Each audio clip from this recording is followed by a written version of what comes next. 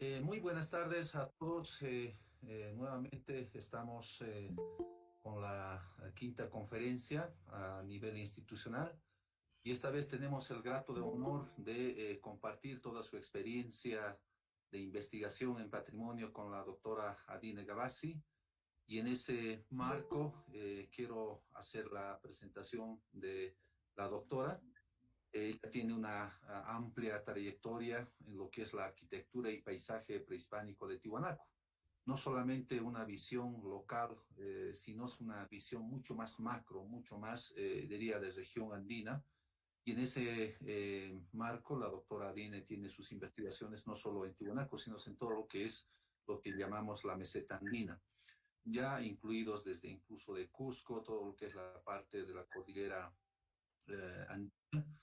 Y en ese marco quiero resaltar los principales aportes que hizo Adine Gavazzi, es arquitecta de Italia, doctora en antropología de América en la Universidad de Complutense de Madrid, es investigadora del Centro de Estudios e Investigaciones Arqueológicas Precolombinas en Brescia y Nazca, es miembro fundador de la Cátedra UNESCO de Génova en Antropología de la Salud y en la ONG Mi Mundo. Es directora por la componente cultural de la expedición Río Abiseo en el sitio de Patrimonio Mundial Mixto. Realizó numerosos textos de investigación, por ejemplo, arquitectura andina, formas de historia en los espacios sagrados, visión andina de los espacios prehispánicos, memoria prehispánica en la traza urbana.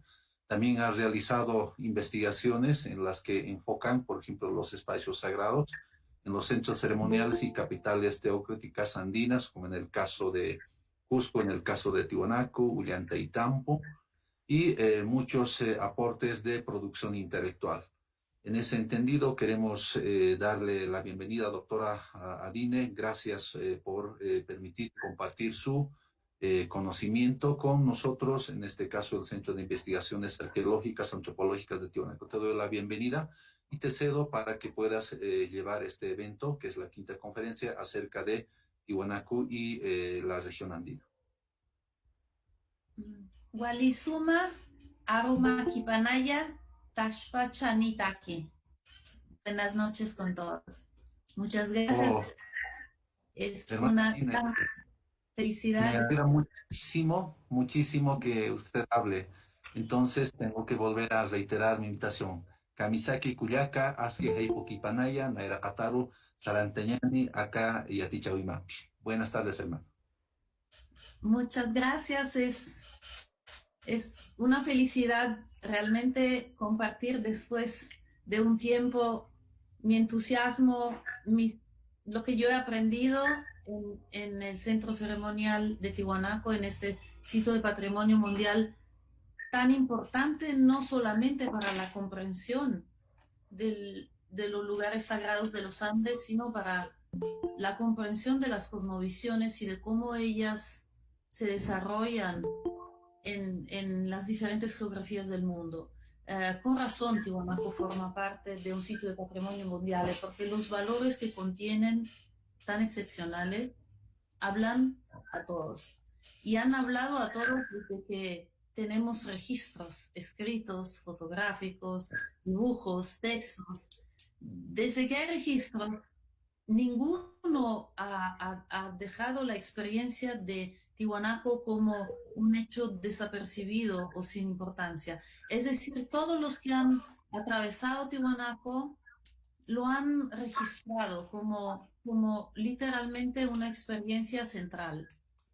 Y esa es la razón por la cual un poco vale la pena hablar de Tiwanaku, no solamente a partir del punto de vista de los importantes trabajos científicos que se han venido desarrollando en los últimos, digamos, 200 años, sino de la idea del lugar sagrado que Tiwanaku ha sido capaz de transmitir a pesar de las transformaciones, del abandono, de las miles modificaciones que el lugar ha sufrido, ¿no? Y he pensado hacerme acompañar en esta pequeña charla por una colección importante de fotografías de una fotógrafa maravillosa que ha retratado Tiwanaku a partir de la relación entre la materia y la luz. Y la especialista realmente mayor de ese proceso es Beatrice Velarde. He tenido y tengo la oportunidad de trabajar con su maravilloso archivo. Ella ha viajado a Tiwanaku, ha realizado unos registros y así que todas las fotografías que ustedes van a ver forman parte de su trabajo. Entonces, vamos a empezar.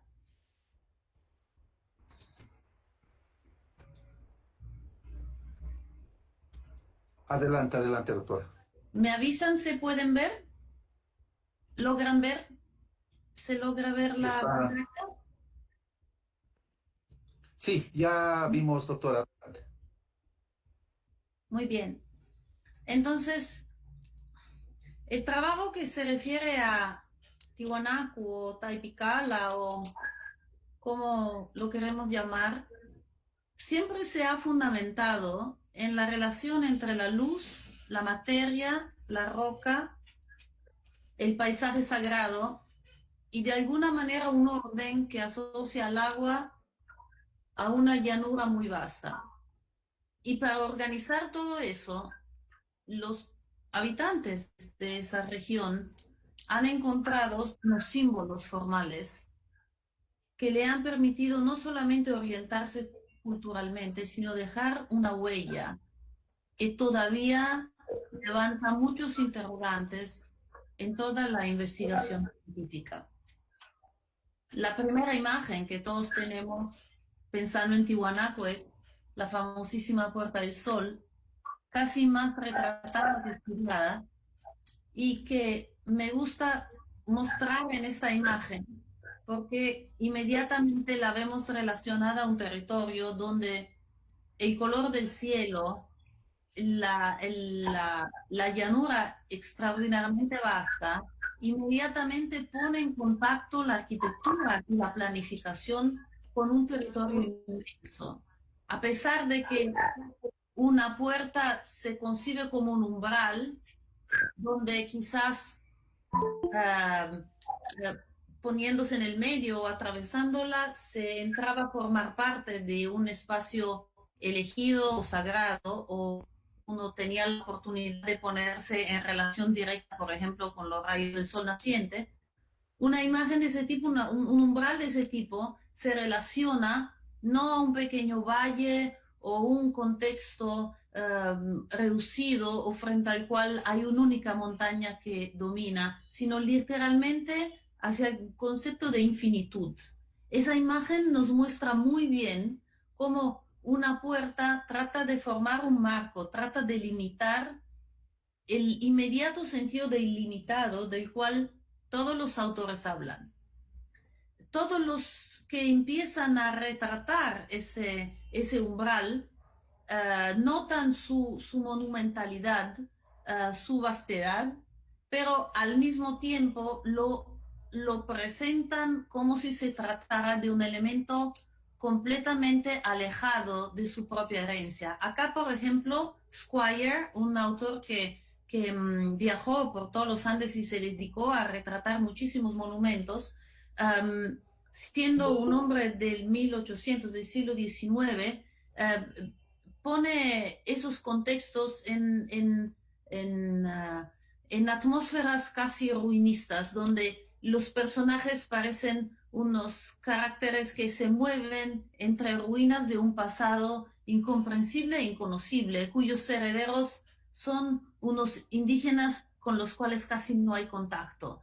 Llama mucho la atención esta imagen porque da una idea de cómo los viajeros europeos del siglo XIX miraban esos lugares. No generaban ningún tipo de relación con los actuales habitantes de Tiwanaku. Al mismo tiempo, el impacto visual de una codificación que tiene una valencia inmediatamente comprensible e interpretada como astronómica, de ahí el término la Puerta del Sol, hace nacer los primeros dibujos al final de 1700. Por ejemplo, Tadeusz Henke ya empieza a dibujar los personajes que se ven retratados en los altos relieves de la parte superior. Pero como ustedes están viendo, lo que él trata de hacer es individuar unos personajes como con una cierta narrativa. Es decir, está buscando una identidad más que una cosmovisión o un cosmograma. Si vemos la parte trasera del mismo umbral de la Puerta del Sol, nos encontramos con unos nichos inferiores y superiores que producen a escala diferente el mismo umbral marcado más de una vez. En la parte inferior incluso pueden posicionarse personas.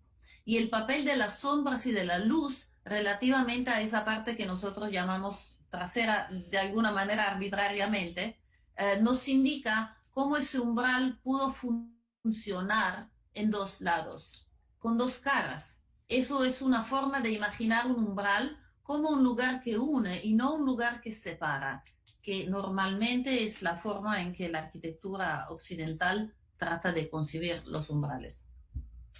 El final de 1800 ve el nacimiento también de un interés científico, no solamente narrativo, no solamente ruinista, no solamente los viajeros. Aquí vemos, por ejemplo, Alfons Stubel y Max Uhle, que en 1892 empiezan a medir ese umbral. Ellos se dan cuenta, sobre todo Max Uhle, que fue uno de los primeros, digamos, uno de los pioneros del levantamiento científico como comprensión de un monumento. Fue uno de los primeros que se dio cuenta de una geometría que hoy llamaríamos fractal, es decir, elementos que se reproducían a escalas dimensionales diferentes.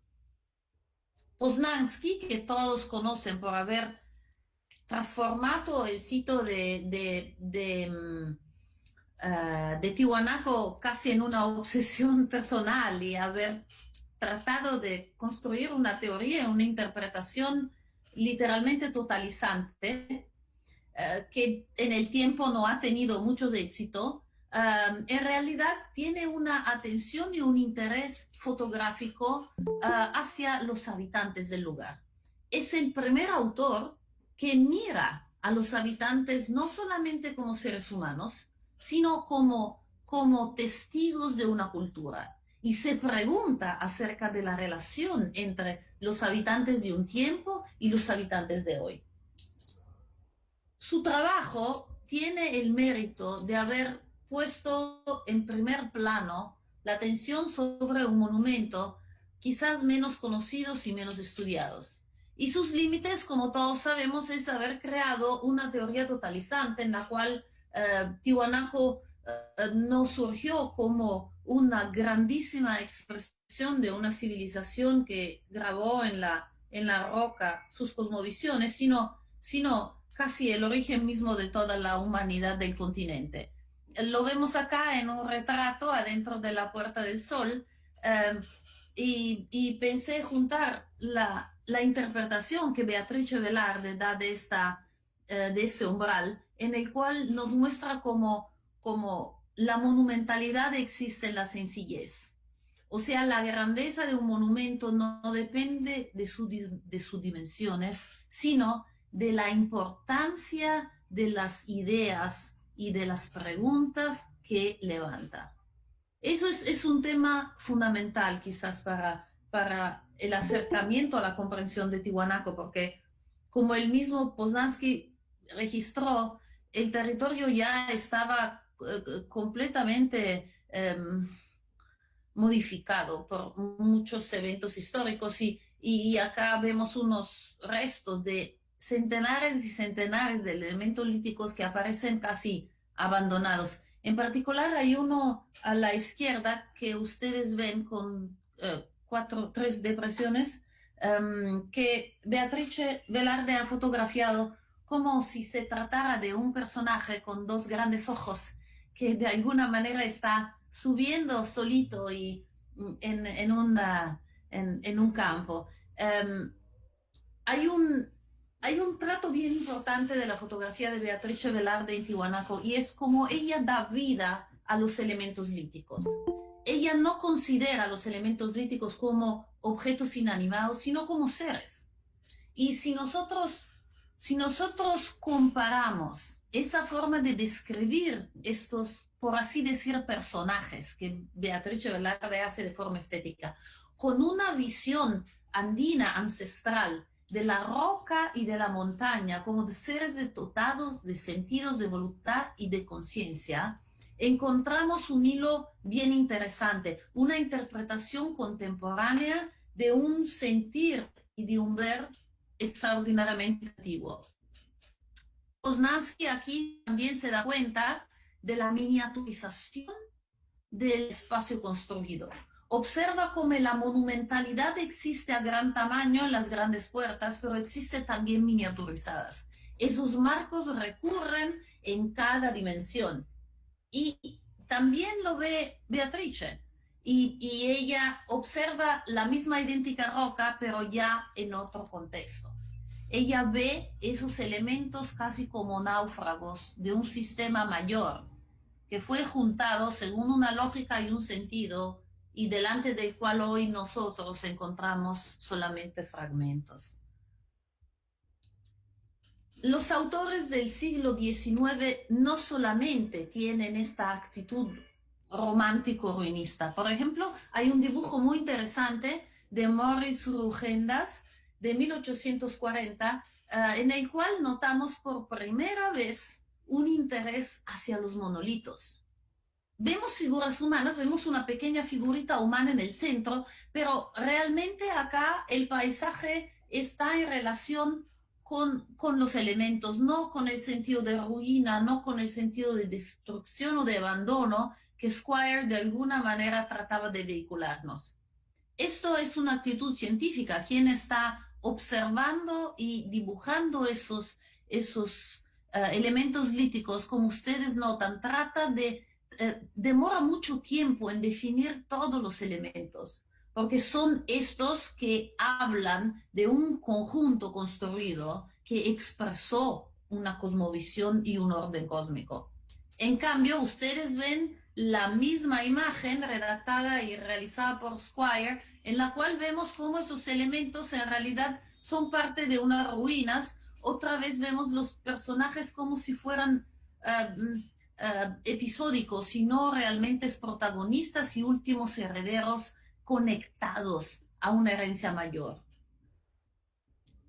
Vemos el mismo lugar interpretado por Beatrice Velarde, y vemos cómo ella utiliza esas sombras negras poderosísimas, casi restituyéndole una solemnidad mayor.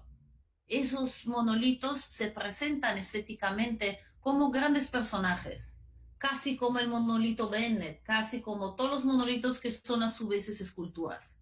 Ella sabe que se trata obviamente de partes de estructuras, pero los trata como si fueran los últimos testigos de un mensaje estético, arquitectónico y espacial mayor. Ahora, cuando vamos a ver los conjuntos construidos, la mirada de Beatrice Velarde se concentra en el juego muy interesante que los personajes del templete semisubterráneo generan entre ellos en comparación con esos monolitos, ¿no? Que vemos en una combinación de andesita y piedra arenisca que todavía hoy no nos permite realmente entender una sucesión histórico-cronológica. En las interpretaciones de Vranić, Janusek, vemos que el templete semisubterráneo, siendo más pequeño, es casi considerado como anterior, pero por un lado la reconstrucción realizada, por el otro la combinación de esas dos piedras no permite realmente definir un antes y un después. Lo que Beatrice, en cambio, nos está mostrando es cómo en ese espacio de Plaza Hundida, una tipología andina importantísima de los espacios ceremoniales, al centro de los cuales había elementos que conocíamos como huancas, esa Plaza Hundida contiene personajes.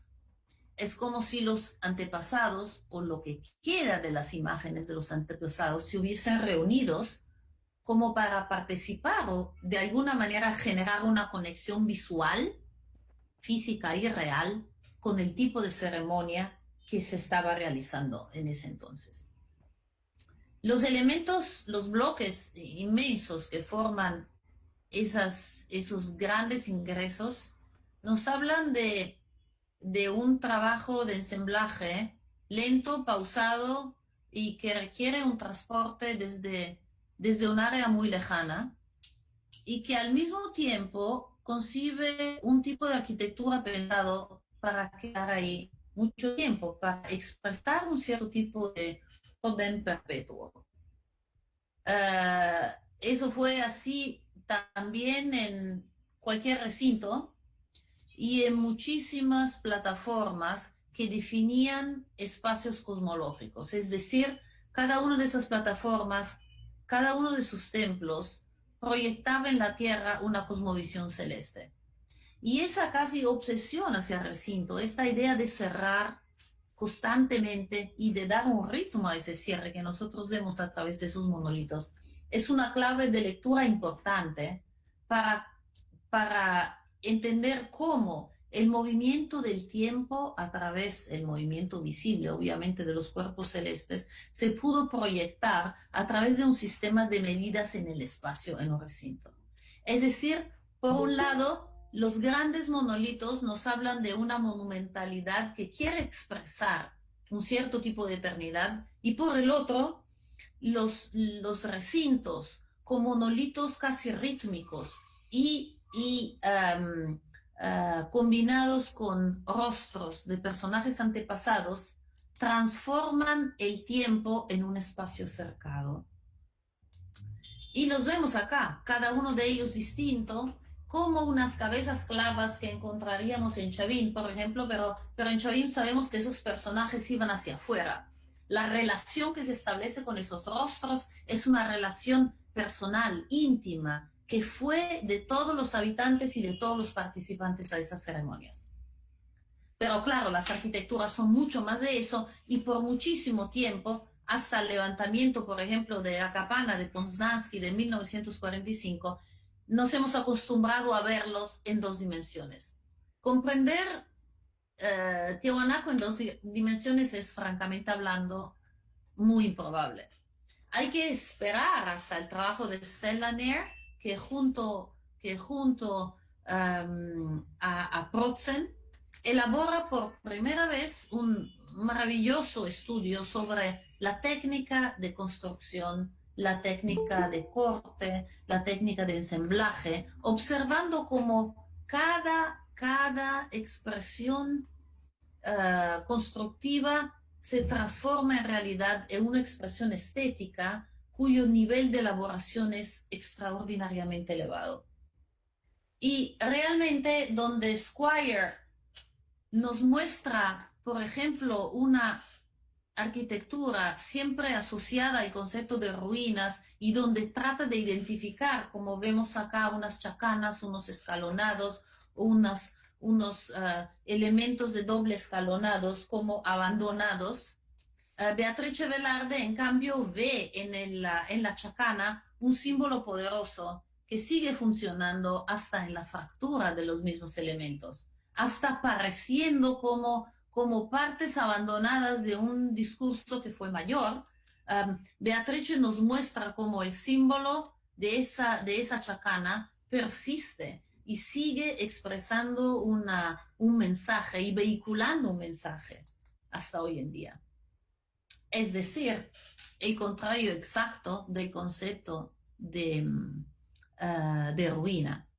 Vemos acá como Beatrice explora la textura de la superficie que ha sido no solamente desbastada o cortada, sino que ha sido realmente pulida, utilizando un tipo de percutores que el trabajo de Jean-Pierre Protzen y Stella Nair revelan en sus maravillosas reconstrucciones tridimensionales.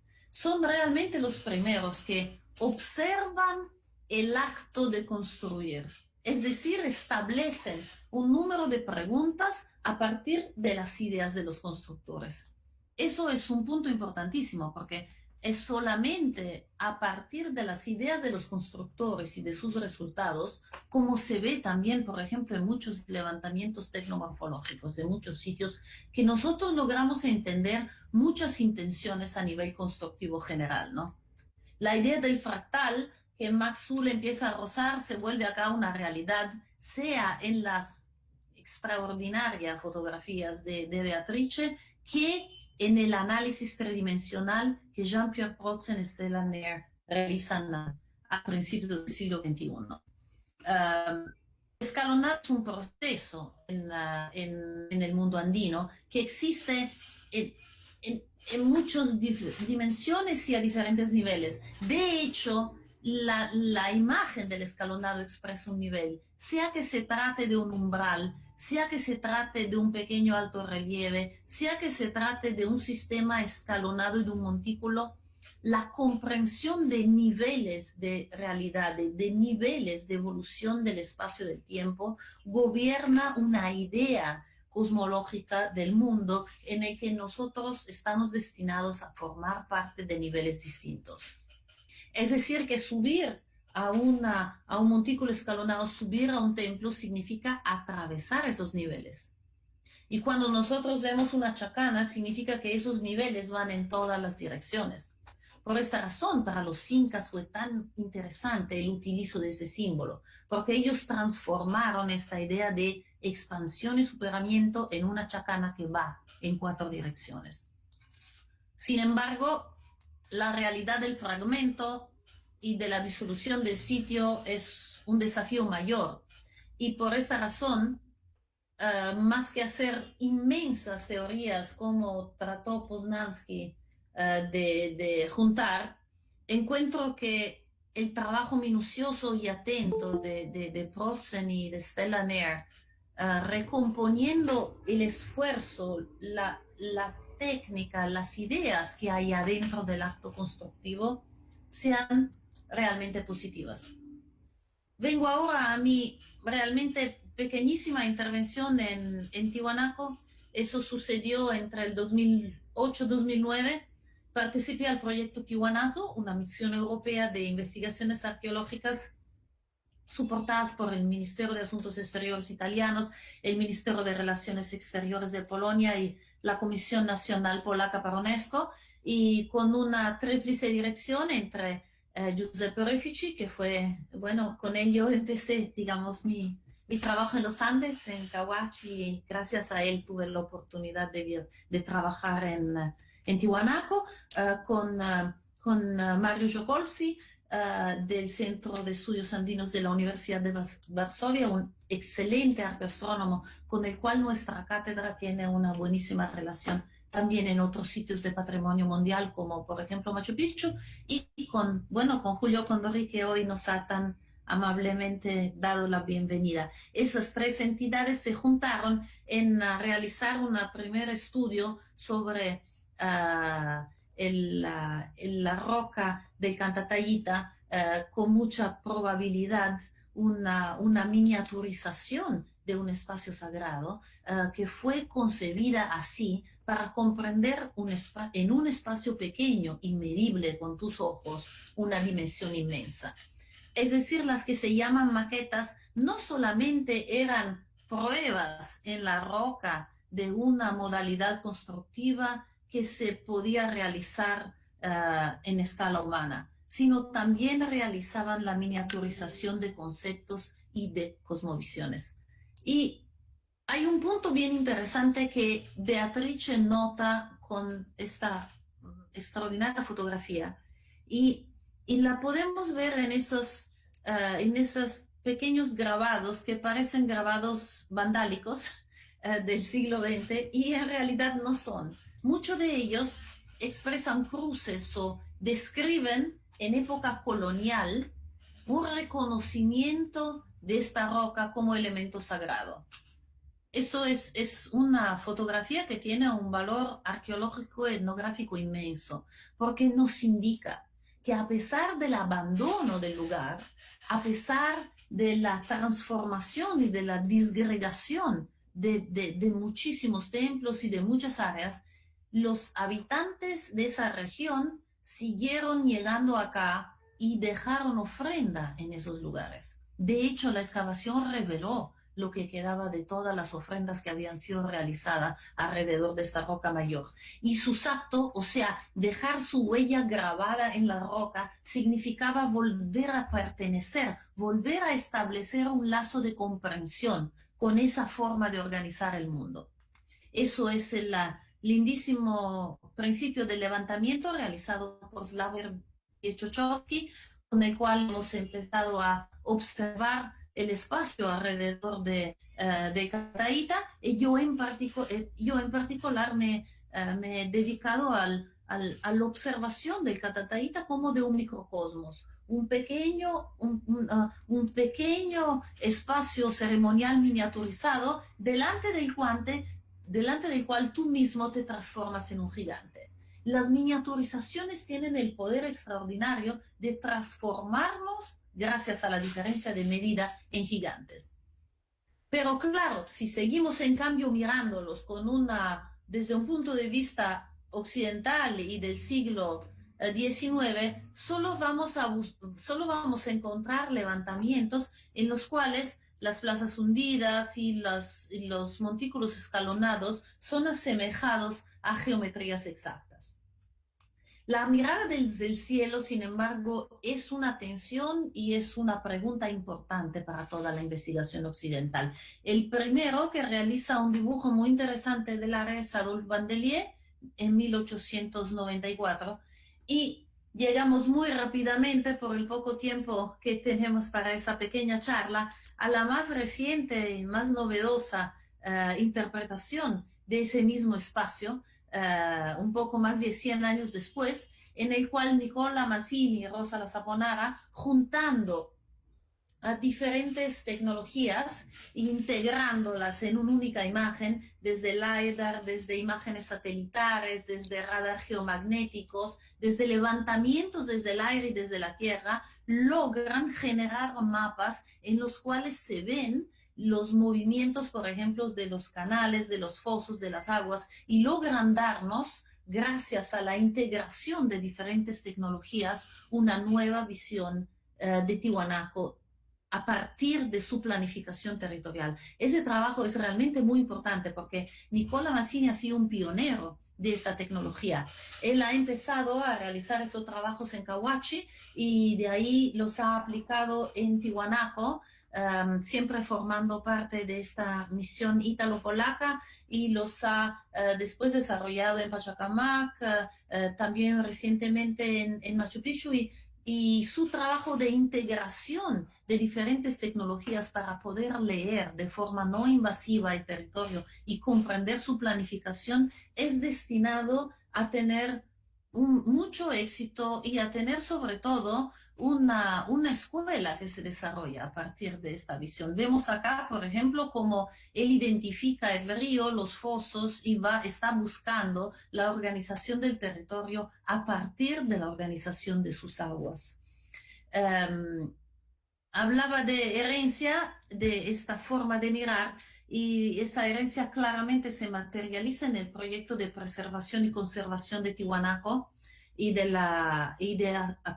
Adjapana, gracias al Fondo Fiduciario Japonés y para la salvaguardia del patrimonio mundial cultural, y la oficina de UNESCO en Quito con sus diferentes representaciones para América Latina.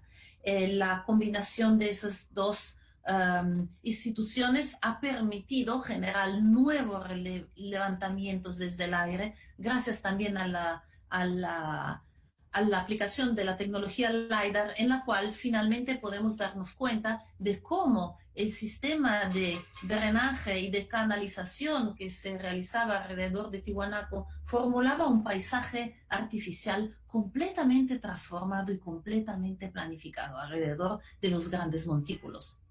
También unos análisis que permiten identificar la acumulación de parte húmeda nos muestra en muchas áreas donde se ha realizado, por ejemplo, más reconstrucción. Vemos acá, por ejemplo, en la mancha izquierda, hay un proceso de deterioramiento y de acumulación de humedad gracias a un tipo de reconstrucción que no toma en cuenta los parámetros originarios de los constructores tiwanacotas. Acá, por ejemplo, aplicando el LiDAR, es decir, una nube de puntos a alta densidad de un escaneo que viene desde el aire, vemos en los puntos 1, 2 y 3 nuevas estructuras de las cuales no sabemos todavía mucho, y en el 4 y 5 nuevas plataformas que todavía vamos a tener que estudiar. Y la ventaja de esas nubes de puntos es su orientabilidad, se vuelven modelos digitales en el espacio.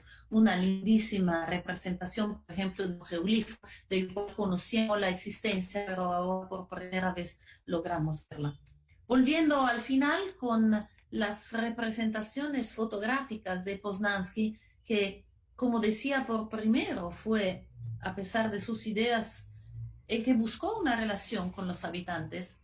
Vemos cómo esos monolitos todavía siguen ejerciendo un papel fundamental en los rezos, en las actividades ceremoniales, en los momentos importantes para Bolivia a nivel político, para las comunidades a nivel social, para las familias a nivel individual y de pequeño grupo, y la acumulación no solamente de personas en determinadas épocas del año, sino el continuo utilizo del lugar como sitio sagrado a partir de generación de ofrendas, de rezos y muchas actividades, no, es testigo de un vínculo que nunca se ha interrumpido. Claro, muchos critican esas actividades y dicen, por ejemplo, mirando este personaje, pero mira, no es Tihuanacota, en realidad eso es una chacana inca con un tumi de Íllimo que viene de Lambayeque, de miles de kilómetros más al norte en la costa. Pero en realidad, si ustedes tratan de ir más allá de los detalles simbólicos que vemos utilizados por los curanderos y los sacerdotes andinos, los yatiri en la contemporaneidad, ustedes se van a dar cuenta que más allá de esto sigue existiendo una relación, por ejemplo, con las plantas sagradas como la coca, que vemos acá en el diálogo mutuo, que no necesita palabras entre dos asistentes, y sobre todo vemos, por ejemplo, el utilizo de una bandera que no es solo un emblema político, porque es una bandera cuyo escalonado incluye, incorpora unas ideas y unos conceptos que los pueblos andinos indígenas contemporáneos siguen manteniendo vivos. De hecho, la posibilidad de mantener una identidad espiritual en Tiwanaku hace de este sitio arqueológico realmente una excepción extraordinaria y tan importante en el panorama de los centros ceremoniales andinos. Entonces, con esta última imagen, agradezco a todos los asistentes y sobre todo agradezco a quien ha estudiado Tiwanaku a lo largo de sus 200 años, enfocándose exactamente en la relación entre los constructores y la realidad construida. Porque es solamente en esa relación, solamente las ideas que están adentro de esas culturas vivas, que nosotros vamos a ser capaces de poder devolver la comprensión, quizás no completa, pero mayor y cada vez más ancha y más profunda de un sitio de patrimonio mundial tan extraordinario como Tiwanaku. Muchas gracias. Excelente, doctora Adines. Realmente es una percepción holística de Tiwanaku, tejiendo, interrelacionando con otras áreas que están alrededor del Circum Titicaca. Quiero dar paso al público que está, a los asistentes en el Google Meet, también en el Face. Si hay algunas preguntas y si nos hacemos un par de comentarios y luego concluiremos este evento. Doy paso a todos los asistentes en el Google Meet. Me gustaría, Pablo José Trincao López, te saluda y yo también me pregunta si me gustaría si se puede profundizar brevemente en la relación de la arquitectura con la astronomía. Oh, sí, claro. En el mundo ceremonial, en el mundo de la arquitectura ceremonial andina, las cartografías celestes se proyectan en la geografía. Es decir, las planificaciones territoriales son cartografías terrestres proyectadas desde el cielo. El orden del cielo se manifiesta en la tierra. Y para poder aseverar esto, se realizan edificios, estructuras, caminos, elementos, áreas que permiten el control y la medición de los cuerpos celestes según su movimiento en el cielo. Entonces, postes, puntos de vista, caminos recorridos, umbrales, lugares desde los cuales tú puedes observar y ser observado por las fuerzas del cosmos. Relacionarse con el cosmos de esa manera, es decir, generar una armonía entre tu comprensión del calendario, de los fenómenos astronómicos, y tu propio lugar, y tu propia vida, y tu propio destino como sociedad, y también como individuo, es la función de la arquitectura ceremonial. La arquitectura ceremonial tiene que relacionarse con los cuerpos celestes, porque genera un tipo de espacio armónico, genera un lugar donde tú te transformas en una persona mejor, porque todo en ese espacio está en orden con el cosmos. No sé si he contestado.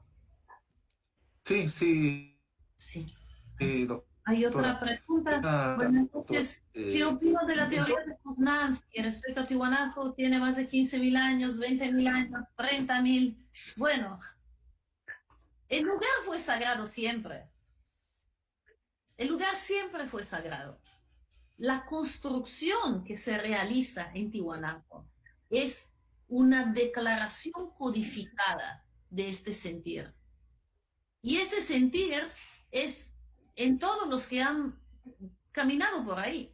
Es decir, todos los que han viajado a ese lugar han percibido esta relación especial entre el horizonte, la forma de la montaña, los colores, la tierra, la temperatura, este sistema armónico.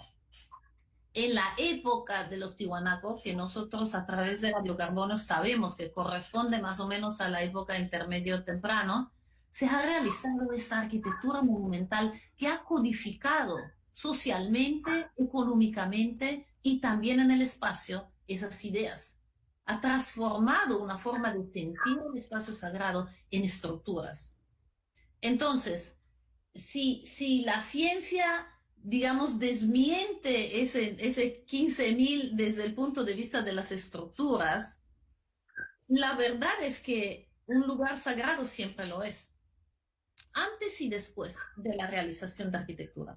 Entonces, si nosotros queremos decir que Poznansky hablaba de la dimensión sagrada del espacio, eso sí siempre fue.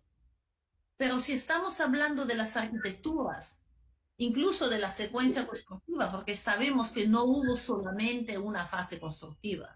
En cualquier excavación eso ha sido confirmado. Es evidente que tenemos que restringir esta antigüedad. Pero quiero decir una cosa, siempre hay esta obsesión entre los arqueólogos o los historiadores de encontrar el lugar más antiguo. El punto no es encontrar un lugar antiguo, es encontrar un lugar que contenga muchos mensajes y muchos significados. Lo poderoso de Tiwanaku, la importancia trascendente de Tiwanaku, no viene de su antigüedad, viene de la profundidad de los mensajes que logra transmitir a pesar de haber sido fragmentado al punto que nosotros vemos. La siguiente pregunta, doctora. Hay una pregunta. ¿Los incas regresan a Tiwanaku siglo después de que desaparezca esa cultura? ¿Qué sucede en ese momento? Bueno, lo que sucede en ese momento es que los incas necesitan legitimar su expansión en muchas direcciones, necesitan emblemas, necesitan generar una historia mayor, ¿no? Tener unos antepasados ancestrales mayores. ¿Y cuál mejor narración que contar a todos los pueblos que iban conquistando al norte o al este que ellos eran hijos de los Tiwanacotas? ¿Cómo hacerlo? A través de un mito fantástico del nacimiento desde el lago Titicaca de la civilización de la vida y de sus antepasados y del tránsito de ellos hasta Cusco. Y del utilizo de los mismos, bueno, no los mismos, algunos elementos visuales, algunos símbolos tihuanacota. Eso es más o menos lo que sucede, pero indudablemente se trata de dos sociedades muy distintas. Uh, buenas tardes, trabajo en el Museo de Ciencias Naturales de La Plata. Quisiera saber, buenas tardes, Matías, quisiera saber si los calcos originales que realizaron en la Puerta del Sol también forman parte de ese increíble estudio. Bueno, se han hecho muchos levantamientos de la Puerta del Sol, de muchos tipos. También sé de escaneos tridimensionales, que serían, digamos, los más entendibles. Hay muchos estudios. Resumirlos todos acá en esta conferencia no sería posible. Yo he tratado de concentrarme en algunos puntos que consideré importantes, es decir, en la visión variada y a veces distorsionada de los europeos, la visión desde arriba, desde los primeros dibujos hasta el LiDAR de hoy, y la comprensión de la relación entre el lugar antiguo y los habitantes contemporáneos. Yo he tratado de seguir este hilo para hablar del territorio, del paisaje, ¿no? El paisaje no es solamente el edificio, es la relación que tú tienes con el edificio en un territorio. Doctora, Hola, buenas. doctora, quería Sí, hacerle una pregunta. sí. ¿Usted ha podido ver o identificar basureros cerca de lo que son estructuras ceremoniales? Porque como no sé si supo, en las excavaciones que se hicieron en el 2010 al lado de lo que es el monolito descabezado se encontraron o no cementerios sino basureros, y eso quería saber si tenía, cómo se ve o cómo usted interpreta este tipo de basureros al lado de estas estructuras. Bueno, depende de cómo tú llamas, cómo se llaman, qué nombre damos a las cosas, ¿no? Si yo realizo una ofrenda, por ejemplo, y en la ofrenda quemo algo y lo voy sepultando porque esto tiene un significado importante, o sea, devuelvo a la tierra una ofrenda a través de una quema. Si yo llamo eso basurero o basural, lo estoy equiparando a lo que yo boto desde mi casa cada semana y no es la misma cosa. Es decir, si desde un punto de vista analítico y químico y material los desechos nos sirven para entender qué se comía, qué se cultivaba, con qué material se construía parte de la roca, desde un punto de vista simbólico y desde un punto de vista ritual, es difícil para mí llamar esos depósitos basureros o basurales. No sé qué dirá Julio al respecto, pero no, o sea, ninguna comunidad indígena que realiza una ofrenda en un lugar sagrado lo llamaría eso basurero. Doctora, en el caso de la pregunta anterior, evidentemente, como usted señalaba, la funcionalidad y el significado que se están dando a los espacios sagrados del pasado y entre hoy, hay una diferencia abismal. Hay una concepción bien distinta del manejo del espacio sagrado, lo doméstico, lo espiritual. Y en ese entendido, nosotros seguramente al finalizar de todas las conferencias vamos a hacer un pequeño punteo de todas las investigaciones en los últimos 5 años que se ha hecho en Tiwanaku, ¿no? Hay otra pregunta, doctora, que me gustaría que usted también pueda hacer comentario. Dice de André, José Andrés. Una linda pregunta Jiménez, sobre la bandera, me parece. Sí. Existe una sagrada, la pregunta es lo siguiente, ¿existe un sitio sagrado similar en cuanto a la monumentalidad de Tiwanaku? ¿Qué particularidad tiene este sitio que lo diferencia de los demás? Es la pregunta del señor. Bueno, monumental viene del verbo latín moneo, que significa monito, significa te doy un mensaje. Monumental no significa grande, significa dar un mensaje grande. Entonces tú puedes ser monumental aún con algo pequeño. De hecho, las puertas del Sol y de la Luna no son tan grandes físicamente, pero indudablemente son monumentales porque contienen significados y mensajes mayores. es muy difícil encontrar lugares comparables con Tiwanaku. Si hablamos de roca en los Andes, quizás Machu Picchu es uno de sus lugares, pero tienen que considerar que Machu Picchu se desarrolla ante todo en época inca y sobre todo en unos Andes casi amazónicos que suelen llamar ceja de selva, donde el paisaje es completamente vertical, la comprensión del horizonte, de las montañas, de los tapos, de los antepasados, es diferente y por ende la forma de toda la planificación es distinta. Lo que quizás esos lugares tienen en común es la noción de lugar sagrado monumental, la noción de que no cualquier persona puede llegar ahí, la noción de que pertenecer o estar adentro de un recinto es un privilegio, y la noción de que para llegar ahí tú pasas algunos niveles, es decir, tú pasas a través de escalones, literalmente. Y quiero con eso tratar de contestar también a la pregunta de la bandera, una persona que me decía si en la bandera se ve este escalonado. Yo pienso que sí. Es decir, la bandera contemporánea multicolor que nos habla de un arco iris lleva consigo algo de esa idea del escalonado. También del dividir, del separar y de componer elementos diferentes, pero con el mismo derecho en un sistema unitario. Es una lindísima bandera en ese sentido, ¿no? ¿Qué significado? Otra pregunta importante que requiere de por sí una conferencia solita es qué significado le puede dar usted a la chacana tiwanaku y su diferencia con la chacana inca. Gracias, Pablo. Yo puedo responder así. Estoy escribiendo en esos días un artículo que justamente habla de la idea de la cuadripartición. Desde que nace, atravesando el gran momento que logra en Tiwanaku para llegar hasta los incas. O sea, la idea de cuadripartición, 4 direcciones en un proceso escalonado que significa subir hacia la montaña, hacer un esfuerzo, mejorarse, llegar a otro nivel, es un tema mayor e importantísimo para la codificación de niveles, diferentes niveles de comprensión y de conciencia del espacio que tú estás ocupando. Por eso todo es escalonado, porque todo tiene un nivel. Doctora, pero realmente... sí.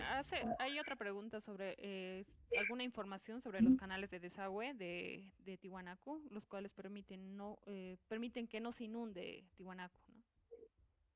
Sí, el Tiwanaku tuvo un sistema de drenaje muy bien desarrollado y que conectó incluso el abastecimiento y el drenaje del agua en relación con el río que recorre, que vemos al norte de Tiwanaku, y ese río es importante mencionar que corre del este al oeste. Y el hecho de que corra en esa dirección es importante porque nosotros sabemos que la Vía Láctea, según la cosmovisión andina, es un mayo, o sea, es un río también. Entonces, tener un río en esa forma, en esa posición, con esa digamos, características geográficas, permite a los habitantes imaginar y construir un espacio cerca y en combinación con un río cósmico que va del este al oeste, exactamente como los cuerpos celestes, exactamente como el mayo de la Vía Láctea. Es un detalle importantísimo del cual no se habla suficientemente, porque forma parte de la planificación del paisaje. Y evidentemente el sistema de drenaje fue muy elaborado y muy avanzado, porque en las imágenes que hemos visto anteriormente, donde hay acúmulos de humedad en las zonas que han sido reconstruidas sin tomar en cuenta el drenaje originario, habla de por sí. Toda la zona fue capilarmente drenada.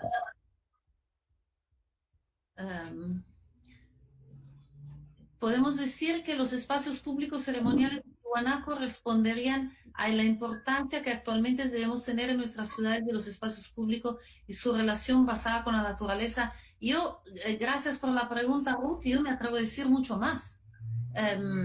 Ir a Tiwanaku es como ir a San Pedro en Roma, si eres católico.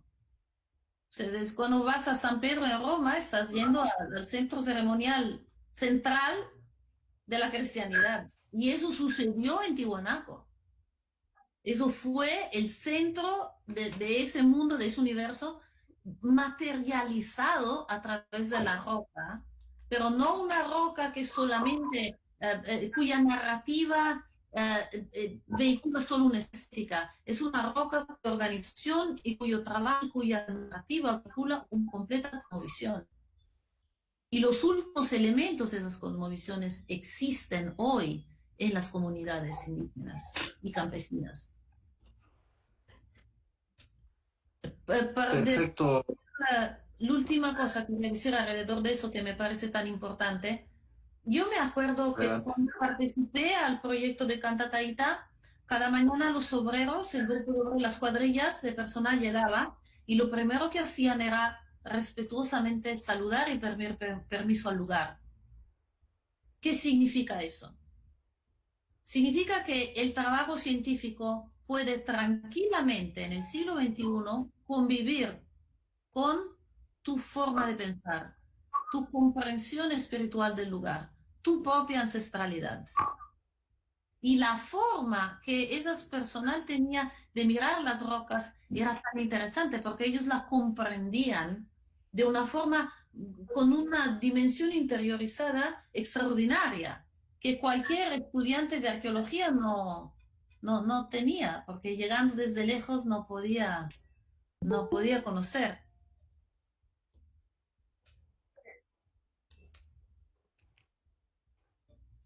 Perfecto, doctora. Queremos darle muchísimas gracias por la excelente disertación. Ha sido muy académico, técnico, hay muchísimas preguntas. Seguramente habrá otro espacio para seguir compartiendo en la institución y vamos a seguir también escribiéndole para poder intercambiar ideas, de poder también conversar sobre los resultados de las últimas investigaciones que hemos tenido en Tiwanaku. Y también quiero agradecer a todos los asistentes, tanto en las redes sociales, en el Meet, en el Facebook institucional, las preguntas que hicieron. También quiero invitar a todos ellos que nos acompañen el próximo viernes, que va a estar con otro de los investigadores, que es José Luis Paz Soria, con el tema de la Huaca de Acapana, de Tiwanaku, desde un punto de vista de etnohistoria y arqueología. Con esto, doctora, cerramos esta sesión y decirles a nombre del Centro de Investigaciones Arqueológicas, Antropológicas y de Administración de Tiwanaku, muchísimas gracias por compartir tu experiencia, tu conocimiento, siempre es un aporte fundamental y esperemos que muy pronto estemos nuevamente hablando de Tiwanaku, pero principalmente acerca de los resultados. Muchísimas gracias, doctora Adit. Muchísimas gracias a ustedes, a todos los que han escuchado, a la dirección de la institución. Nosotros como Cátedra UNESCO de la Universidad de Génova vamos a publicar esa charla que espero que quede online en nuestra página. La vamos a difundir y nos comprometemos no solamente en hablar más de Tiwanaku porque realmente lo merece, sino de volver pronto a visitarnos para pensar en próximos proyectos. Muchísimas Por favor, siempre Tiwanaku. Sí, por favor, doctora, Tiwanaku siempre está con brazos abiertos a la investigación interdisciplinaria, considerando que es un patrimonio de todos nosotros, del mundo, y así que manos a la obra en la investigación. Muchísimas gracias, doctora. Muchas gracias, sí.